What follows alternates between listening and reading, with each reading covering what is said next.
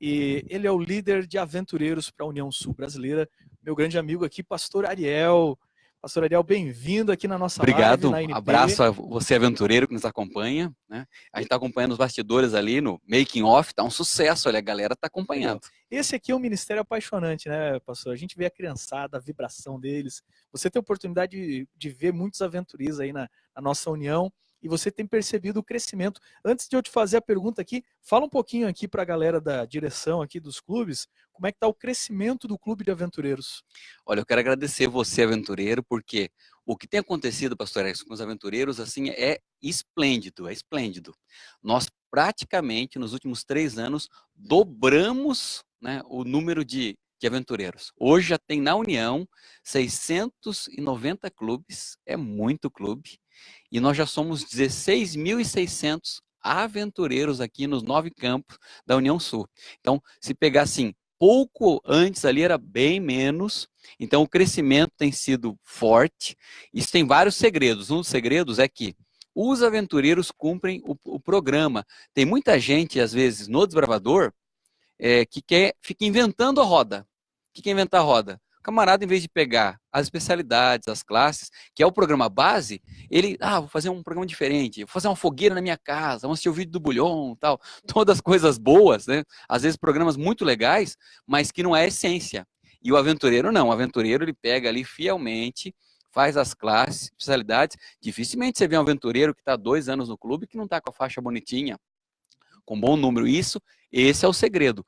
E tem crescido muito, e também o comprometimento desse grupo que vem, homens e mulheres aí que se apaixonaram por esse ministério, que antes a gente tinha o seguinte, pastor, era assim, o pessoal ficava quando os filhos eram aventureiros.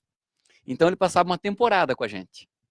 De repente, acabava o período dos filhos, o filho estourava os 9 para 10 anos, aí eles iam para os conservadores e abandonavam a gente. Hoje não, hoje eu quero agradecer você que escolheu isso aqui como teu ministério, como aquilo que Deus te convidou para fazer, o teu chamado. E aí esse pessoal permanece conosco mais tempo, e aí nós temos líderes que aprendem a trabalhar, que se apaixonam por essa idade, e aí faz toda a diferença. Então, olha, e digo o seguinte, hoje Aventureiros é o treinamento que mais cresce, campeão de crescimento. Cresce muito mais que os bravadores, muito aliás, mais né? bravadores, né? A previsão que se tem pode mudar, né, porque é uma previsão, mas dentro dos próximos 10 anos, o aventureiro vai se aproximar do número que tem de desbravadores. Muito bom. Pastor, é o seguinte, nós estamos no bloco final aí da nossa live de lançamento do nosso curso online, e eu vou te colocar basicamente uma questão que é uma extensão do assunto que a gente já vinha tratando aqui com a Flávia, que passou por aqui. Queria que você desse aqui umas ideias para a gente sobre como ter um clube legal, para que o clube não seja chato. A diferença entre o clube chato e o clube legal. A criança tem paixão por ir para o clube e ela gosta de estar lá. Olha, muitas vezes na vida, pastor Erickson, a nossa qualidade vira o nosso defeito. Então, por exemplo, tem uma pessoa que ele é assim, não, eu sempre falo a verdade, essa é a qualidade dele, é um cara verdadeiro, você pode confiar, o que ele falou é aquilo. Mas às vezes a qualidade dele vira o defeito, porque ele fala a verdade na hora errada e magoa X, Y e tal. A qualidade dos aventureiros é pegar os nossos cadernos e fazer com muito carinho, com muito cuidado. Então, o pessoal fala, não, nós temos que terminar, e terminaremos e terminam. Essa é a qualidade. Só que às vezes vira o defeito. Ou seja, às vezes eu estou tão preocupado e concentrado em terminar, às vezes eu estou tão fixado na meta, que eu esqueço que isso tem que ser cumprido, gente. Pense na mente da criança. E a gente tem cometido alguns erros com a criançada. Por exemplo, quer ver eu ficar triste? Estou na igreja, vem lá um momento da história das crianças, aí chega lá alguém para contar, e a pessoa fala assim, hoje vou contar para vocês a história de Davi. Gente, a criançada já sabe, se é para Davi, você entrega o microfone e fala, criançada, contem para nós, e eles mesmos contam, né? Do jeitinho deles vai ficar legal. Então, com meus filhos lá, ultimamente eu sento com eles lá, na hora de contar a história, nós vamos dormir, e eu pego histórias, gente, diferentes da Bíblia. Hoje eu vou falar para vocês aqui de Zelofaed. Esses dias contei a história de Lami, irmão do gigante Golias. Tá, encontrei lá. Então, quando você faz conexões assim... Né, aí sim, hein? Você nem sabia que Golias tinha um irmão Ó, agora. aí sim, né? Aqui foi uma revelação. Aqui. Então, olha só. A hora que você vai nesse nível, você atinge as nossas crianças de hoje. Porque aí eles estão curiosos. Como assim? Que história é essa? Quem que é esse tal de Zelofaed aí e tal, né? Eu nem sabia que tinha esse camarada. Quando você vai nesse nível de histórias, né? Então, ó, eu tenho trabalhado com eles ali, histórias de Absalão e tal. Por exemplo, a que eles mais gostaram agora, as últimas contei, a história de Roboão. Esse é o detalhezinho então, que a gente aqui, tem a gente já vê um detalhe, ó. Você, líder, vai ter que se renovar. Exatamente. Não dá para ficar a vida inteira contando só a historinha do Samuel, do Davi, as mesmas... Quer ver? Olha a história de Samuel. Eu fico louco quando conto a história de Samuel. Sabe por quê? Olha só. A gente conta até essa parte. Samuel, quando ele chega lá e fala assim, fala que o teu servo ouve, a gente acaba a história. Gente, essa parte, não sei se contar para você, todo mundo já sabe essa parte aí, né? Agora, pergunte para as crianças o seguinte, o que Deus falou para Samuel? Ele recebeu uma missão, e a missão era duríssima. Um menino que tinha que chegar lá para o sacerdote e falar assim, ó, teus filhos estão fazendo o que é errado. Então, essa parte é muito poderosa. Você poderia terminar falando assim, aventureiro, você recebe de Deus também missões difíceis. Talvez você tenha dificuldade de falar do amor de Deus, ou até de chamar atenção em alguma situação, mas Deus espera, ou seja, vamos sair do lugar comum. E o desafio é o seguinte, criatividade, buscar o aprofundamento, e a gente tem que sair de sala de aula. Tem que romper com esse. Pastor Erickson, comigo tem sido o seguinte, olha, eu me desafiei há um tempo atrás de não fazer as coisas em sala de aula. Não foi fácil, mas a gente vai aprendendo. E eu comecei, olha, com umas 10 histórias que eu conseguia sair fora da sala de aula. Hoje eu tenho muitas, eu não sei quantas. E é coisa simples. O segredo está na simplicidade. Por exemplo, se eu for contar a história de Davi para os aventureiros, tira eles lá dentro da sala. Leva na frente da igreja. Geralmente tem pedrinha lá. Se não tem, eles encontram. Fala assim, cada um acha 5 pedras. Chegou ali, você fala, agora tá vendo aquela árvore, gente? Aquela árvore ali é o nosso inimigo. Vamos atirar. Deixa eles atirarem pedra uns 5 minutos. Depois de 5 minutos atirando pedra, um vai errar, porque acertou, outro não tem força, outro acerta e tal, você bate palma para eles. Aí já tem um elemento lúdico para você encaixar a história. Aí faz sentido. Faz aquela cota, previsão de janelas quebradas. Ali dos Sim, acerta o carro do diretor, tal, né? Então, a verdade é assim, aí você cria um elemento para fazer a diferença. Então, se você levar, vai falar sobre saúde, leva umas frutas, né? Deixa lá na frente, pega a maçã na mão para falar. Eles têm que sentir, olha uma que eu fiz esses dias, que eu achei que foi muito legal. Eu estava com um clube de aventureiros, aí a gente encontrou lá uma árvore que tinha laranjas, só que laranjas horríveis, horríveis. Assim, amargas. O que eu fiz? Levamos lá com a diretoria, canivete na mão, da diretoria, evidentemente. Chegamos lá embaixo do pé, e aí fizemos o seguinte, falei, quem quer laranja? Eles querem, né? Aí peguei, descascávamos, quando a criançada colocava na boca, coitadinhos, aquilo era amargo, né? Amargava tudo ali. Só que o clube já tinha preparado umas laranjas ali boas, para a gente comer depois. Enquanto comia as laranjas deliciosas, a gente falou assim, olha, como é triste quando a gente espera algo, laranja bonita no pé, mas não tem o sabor correto. E aí a gente falou sobre o cristão, que às vezes fala uma coisa, mas não vive. Então aí você tem um campo para falar de mentira e verdade e tudo mais. Uma outra que eu vi esses dias num clube, eles tinham uma madeirinha, e aí eles chamaram os aventureiros para pregar o prego. Era uma competição. Quem prega mais rápido? A criançada não sabe pregar o prego, né? Mas é legal ver a martelada daquele barulhão. Todas as crianças eram um clube pequenininho, todas pregaram ali. Quando terminou, veio o conselheiro, tirou os pregos e disse, olha, agora como é que eu conserto a madeira aqui? Daí a conclusão é óbvia, que não dá para consertar a madeira. Deus falou assim, ó, então é o seguinte, olha, assim é os erros que a gente comete, nem sempre dá para consertar, por isso que a gente tem que cuidar para não magoar as pessoas, o pecado às vezes machuca, fere. Então, esse é o princípio, a gente precisa, e eles têm que pôr a mão na massa, né? Aí faz a diferença. Saia na natureza, gente, você encontra ali um monte de lições, e no Jardim do Éden, o princípio era, Deus era o professor, Adão e Eva eram os alunos, e a natureza era o livro. Isso essa é a base. É na praça ali perto do clube. Perfeito. No terreno baldio que tem ali por perto da igreja onde reúne. Uhum. É criar oportunidades, né? Okay? Eu quero desafiar o pessoal também a ser especialistas em criar pequenas gincanas, né? Pequenas competições. E às vezes, gente, o prêmio é simples, ó, é uma bala de prêmio, né? É ali os pedacinhos de fruta que você pode dar para todo mundo depois. Ou pode ser até aquele adesivo lá que tem que perfeito, colar, e aí ele vai perfeito. completar a apostila dele colando o adesivo, mas você deu uma razão de ser para colar aquele adesivo lá, né? Uhum. Tem um jogo, vai terminar de alguma forma. A competição é o temperinho ali, né? Pode ser para alguns clubes fazem aquele esquema de ganhar os talentos ou, né, aventuritos para depois ter um leilão, trocar por um prêmio. Mas a verdade é a seguinte: o incentivo não precisa ser caro. Pode ser uma coisa simples, dentro da tua realidade. Mas a gente precisa ser especialista, gente, em criar assim pequenas competiçõezinhas e tal. Esses dias eu fui lá numa outra também, não tinha nada. Eu falei, nossa, hoje está sem ideia, né? Perdi as ideias e tal.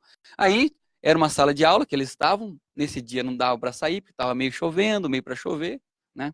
Eu peguei o lixo, botei lá na frente, quebrei o giz assim, dei um pedacinho para cada um. Falei, eles tinham que jogar e acertar ali e tal. Aí eu falei sobre o pecado, que de certa forma é errar o alvo e tal. Então, a verdade é a seguinte: a gente tem que se tornar especialista e olha, até com coisa besta, né, até com um negócio assim, com um detalhezinho, com guardanapo, com um negócio, dá para você inventar alguma coisa, né? Mas tem que ser o seguinte: eles têm que pôr a mão, eles têm que participar, não pode ser apenas, né, eles ficarem assistindo. É outra geração diferente, eles estão acostumados a interagir, né? E a gente não vai conseguir competir com esses jogos, com essas coisas, a não ser que a gente, ou seja, tem que se reinventar. E a grande qualidade dos aventureiros, que é fazer a classe, não pode virar o nosso defeito de temos que cumprir aqui um requisito a qualquer custo e tudo mais, e aí obrigar a menina sentada a fazer um a um ali e tudo mais.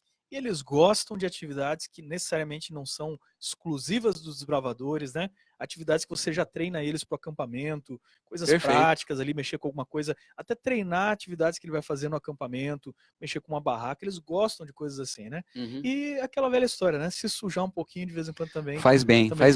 A gente tem que olhar. Veja os desenhos, gente. Veja os desenhos, né? Eu fico encantado com os desenhos, como eles têm capacidade. Ó, por exemplo, ele tem o tal dos Backyard Guns. A música eles cantam assim, ó: temos o mundo inteiro no nosso quintal. Então, a lógica do desenho é que no quintal de casa... Ele usa a imaginação dele. Exatamente. No quintal de casa eu viajo para um mundo incrível, sem limites. Pastor, é uma coisa que a gente adulto vai perdendo. O adulto vai perdendo esse gatilho da imaginação, que é absolutamente natural na criança. Perfeito, né? Perfeito. Okay. Então com um detalhezinho, ó, por exemplo, você pega aqui, ó, tem uma tampinha aqui, ó. Com uma tampinha, para nós é uma tampinha, para eles pode ser um barco. Uhum.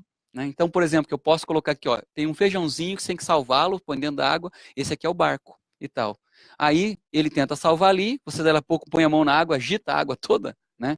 Afunda o barquinho, aí você pode falar de Jesus acalmando a tempestade e tal. Gente, então, o campo é incrível, desde que a gente use esse elemento aí da imaginação. E quem escandalizou que eu falei do desenho, é, nossa, o pastor veio falar da Novo Tempo, da Tia Cecel, né? Citou uma coisa de outro canal e tal. Gente, a gente não pode virar o chato. Olha, cada igreja tem pelo menos uns 3 chatos, né? Nós não podemos aumentar sim, a cota, né? Sim. Não, se não tem nenhum chato lá, talvez seja você o chato, né? Então, fica ligado aí.